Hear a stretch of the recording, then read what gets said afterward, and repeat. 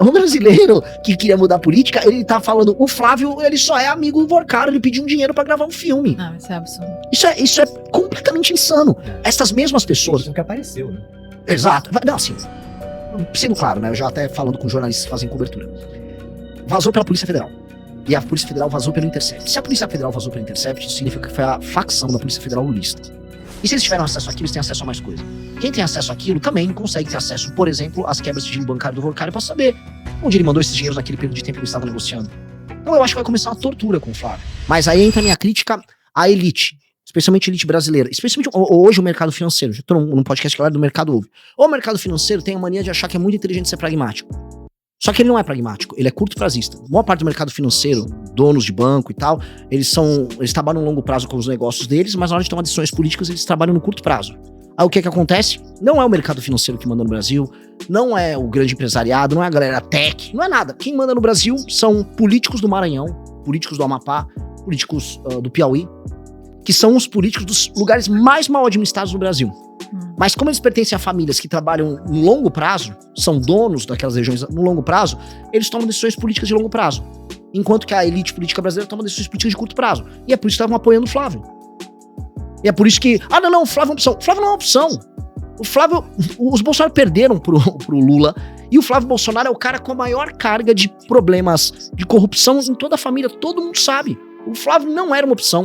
Nem pra caso ganhasse o Brasil se tornar um país sério. Basicamente, o Flávio seria uma continuidade dos mesmos escândalos de corrupção, seria um país quebrado, sem nenhuma proposta de Brasil. Mas a galera, não, mas faz preço. Não, porque acho que ele pode indicar um ministro. Pô, galera, até quando a gente vai ficar pensando na migalha? E esse é o problema. A elite brasileira pensa na migalha, num pequeno ganho que pode ter aqui. E eu acho que a gente não pode mais escolher isso. A gente montou um partido que a gente tem que pensar no long run. E como fazer o Brasil ser, nos próximos 30 anos, uma das 5 maiores nações do mundo. Que não é nenhum absurdo pensar que o Brasil pode ser isso. Não é, e é isso que me irrita. Nenhuma discussão política nessas eleições tem como horizonte transformar o Brasil num país que mande. Numa nação que vai sentar numa mesa como essa, com a Rússia, com a China, com a Índia e com os Estados Unidos. Que é a posição que o Brasil tem que ter. Mas hoje não, nossa posição é tipo, não, eu sei sambar, sabe? É patético. Carnaval, futebol. Futebol nem tanto mais, né? Não, futebol. Então, mas também assim, né? Mas o que você falou é interessante, porque se eu volto 15 anos no tempo, aliás, mais tempo ainda, né? Eu me formei em 2010 na Academia Militar. Durante a Academia Militar, um dos temas de debate que a gente tinha para exercitar oratória e ideias, né? Era a entrada do Brasil no Conselho de Segurança da ONU. Sim. A gente pleiteava uma cadeira lá. E a ONU, os países todos estão lá, mas tem um Conselho de Segurança que decide tudo, né? Quem tá lá? Estados Unidos, a Rússia, a China, e o Brasil pleiteava, né? Uma posição. E isso nunca veio acontecer. E realmente a importância do Brasil de lá pra cá, ela diminuiu. Em quase todas as métricas que você vai observar. Então a gente é um país de muito potencial, mas parece ser um potencial que não se transforma em realidade. Eu tenho várias perguntas aqui, você me deu vários ganchos, mas eu queria iniciar por uma, né? Porque o Partido Novo, ele não usou o fundo eleitoral, pelo menos na última eleição presidencial. Essa outra agora eu já não acompanhei tanto. E eu achei que aquilo foi um tiro no pé, cara.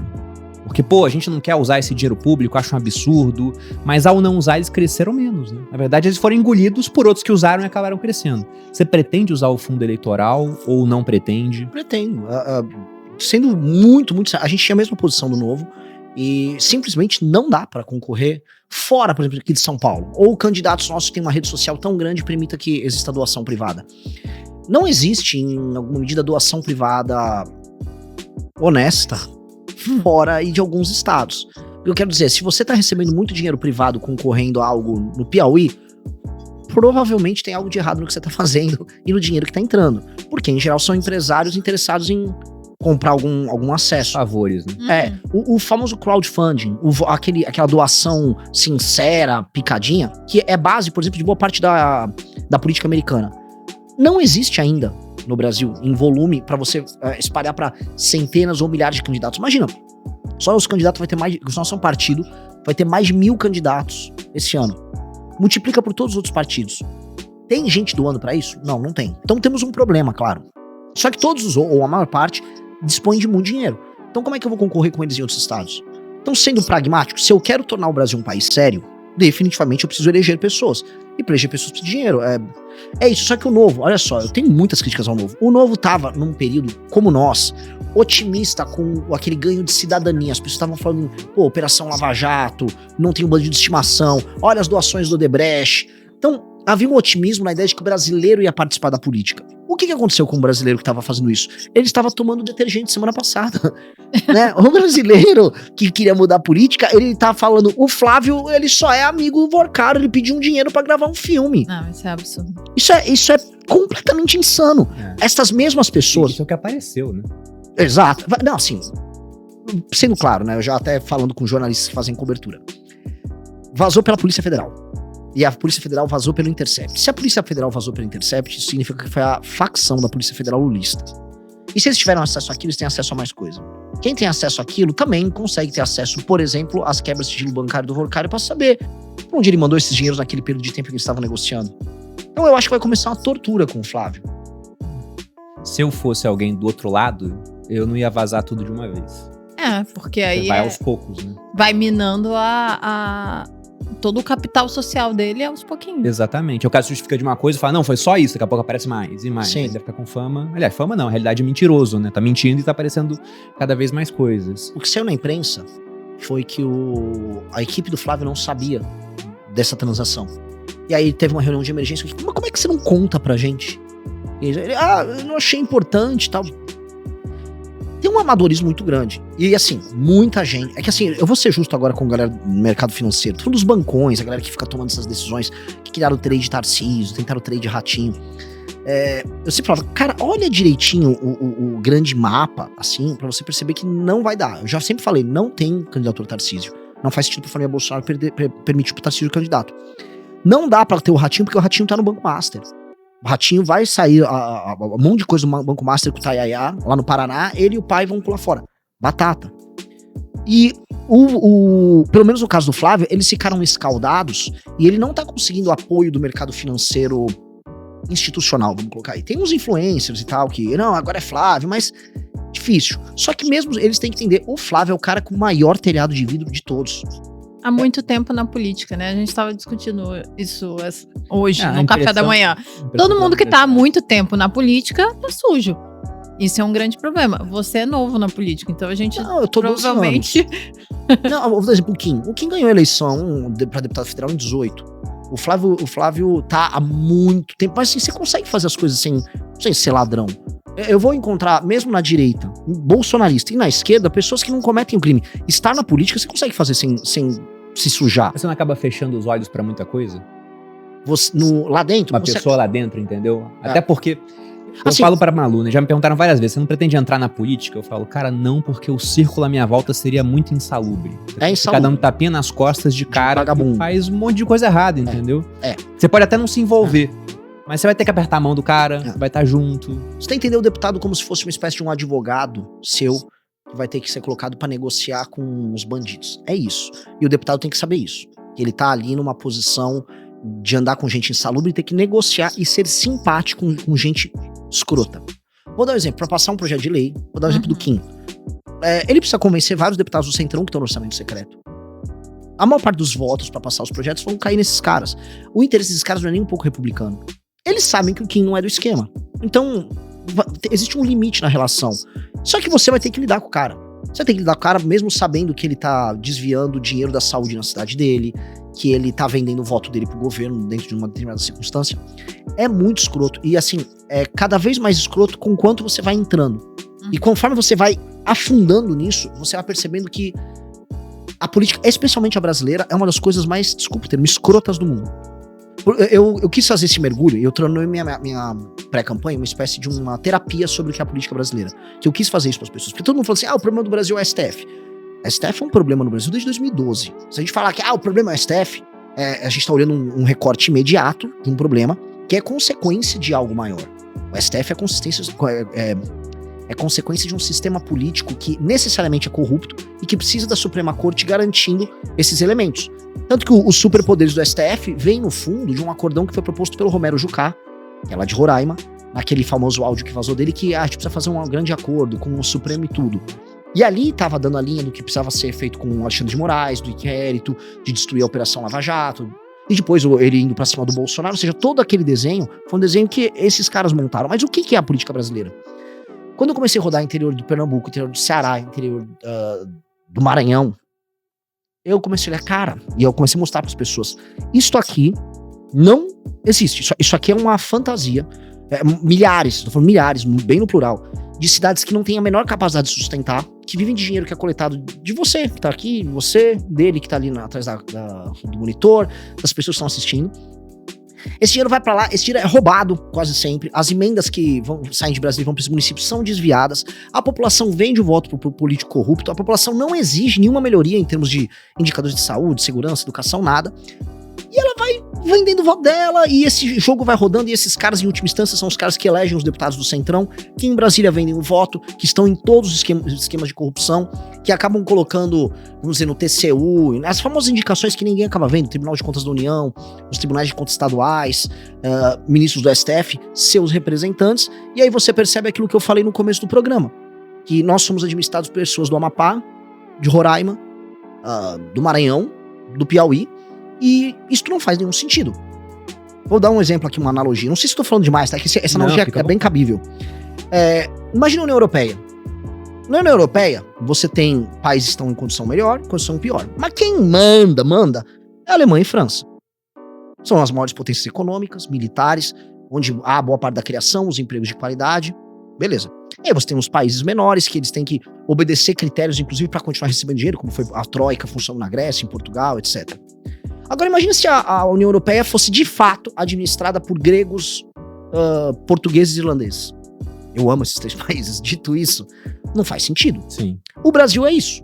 Ele é uma federação em que São Paulo, Paraná, Minas são administrados pelo Alcolumbre do Amapá. Que o Ciro Nogueira, do Piauí, manda na gente. E qual o problema disso? Não tenho nada contra o Estado em si. Agora, é como você pegar a pessoa que tem pior estado, com os piores indicadores, com as piores práticas políticas e botar pra mandar nos outros lugares.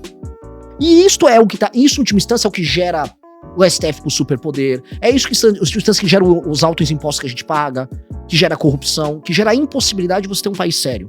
Só que ninguém nunca teve coragem de botar o dedo nessa ferida. E eu falei, vou colocar, porque o verdadeiro sistema é esse. Não, o sistema, sei lá, o André Esteves sentou com o Alcolumbre. Não, o sistema é diferente. O sistema começa com um prefeito, uma cidade de 2 mil habitantes, cujo orçamento vem 97% de repasses da União. O sistema começa ali. E ele vai avançando pros políticos, pros grandes deputados, pros grandes senadores, e aí esses caras fazem um esquema em Brasília. E esse é o problema que faz que o Brasil não dê certo.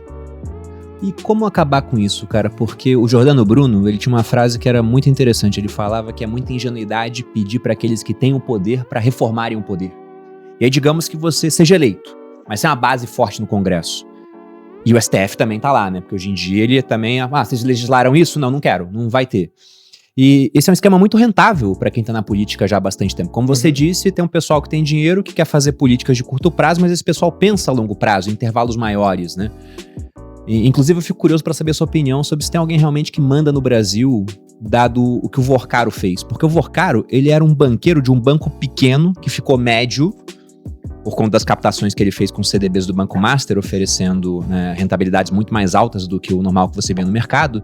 E esse cara, ele comprou todo mundo. Porque tem gente de esquerda, gente de centro, tem gente da direita, ele basicamente comprou todo mundo. Eu pensei, cara, o Vorcaro fez isso sendo banqueiro médio. O que alguém realmente com muito poder econômico, tipo, se o Elon Musk quisesse, ele comprava o Brasil, pô. Sim. E o que o Vorcaro provou é que a ascensão, quando você dispõe de um fluxo de caixa recheado, que é o que eles fizeram com o Crédito Sexta, isso alimentou os CDBs deles, e com caixa, com dinheiro na mão, você pode ir comprando quem você precisa comprar, e com base nisso você começa a gerar mais dinheiro. Ele entra num ciclo virtuoso, em que o grande ativo é a compra da autoridade. A autoridade é a chave que você abre pra você fazer mais dinheiro. Eu tava vendo, por exemplo, tô fazendo aqui um podcast pra meter provocação aí pra muita gente, Tarcísio recebeu doação do Fabiano Zettel, ligado ao Vorcaro. O Tarcísio fez uma venda muito estranha da EMAI. Por que a EMAI foi vendida por Tanuri, que é o sócio oculto, o verdadeiro dono do Banco Master? E por que um cara ligado a... Por que a Ambipar estava envolvida nisso e o cara da Ambipar foi parar na Sabesp, que foi privatizada também pelo Tarcísio? Por que o Tanuri, após comprar a EMAI, ele sai fazendo emissão de dívida e essa emissão de dívida foi utilizada para comprar títulos do Let's Bank?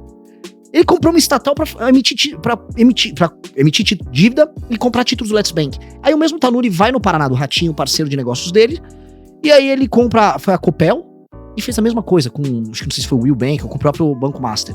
Ou seja, cada chave de acordo político que você abre uma porta em que você tem possibilidade para emissão de mais dinheiro e de dívida, e aí você vai rodando aquele sistema. Até uma hora que o sistema, essa pirâmide ia colapsar, e aí eles foram enfiar ou no FGC ou no BRB. Era o plano dele. Essa ascensão, a gente percebe que ela é muito fácil. Foi eu conversando até com pessoas no mercado financeiro, os grandes banqueiros brasileiros se assustaram. E se você reparar, o plano era perfeito se não fosse o Banco Itaú. Porque quem fez aquela famosa matéria do Piauí, que começou a falar, olha, tá acontecendo um negócio muito grande, que era o caso do Vorcaro, foi basicamente a mando da família dona do Itaú. E o Itaú falou, cara, isso aqui é inaceitável. E ele foi pra cima. E aí o sistema financeiro tradicional, normalmente Itaú, foi pra cima do Vorcaro, e aí entra a Rede Globo, e aí todo mundo vai olhando e falando, nossa, o cara comprou todo mundo. E essa é a verdade, ele comprou absolutamente todo mundo. E foi rápido e fácil. O que eu acho, porque foi rápido e fácil. O escândalo do Master, ele acelera mesmo quando acaba a Lava Jato.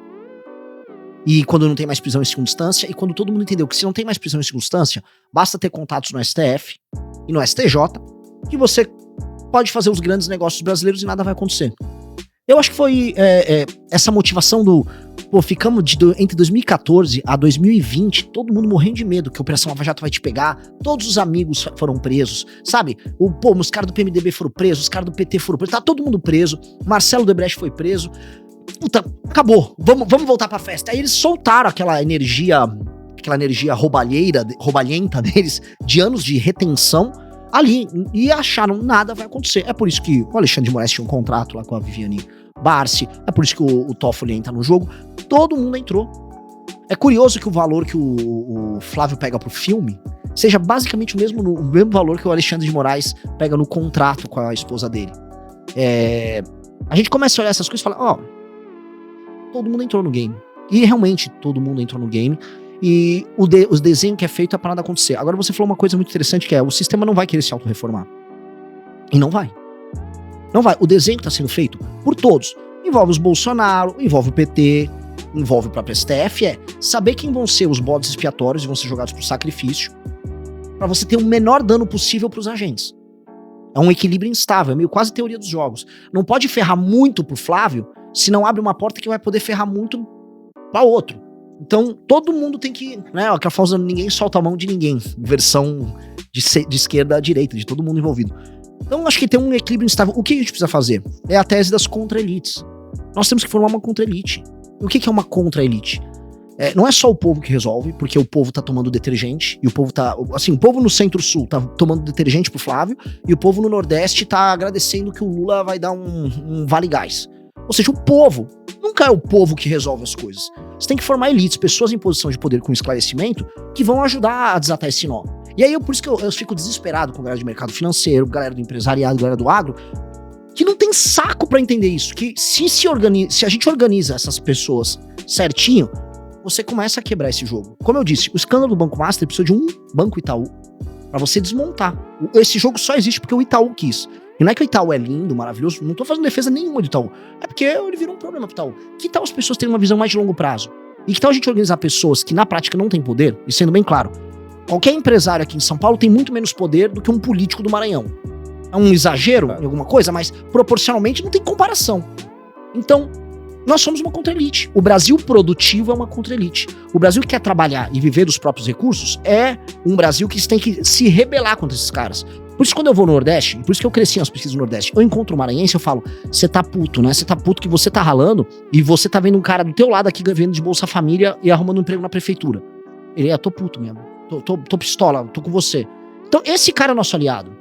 A gente tem que se aliar com todo mundo que quer trabalhar e produzir e a gente formar uma frente pra derrotar os vagabundos, porque os vagabundos não são muito inteligentes, eles só são ousados.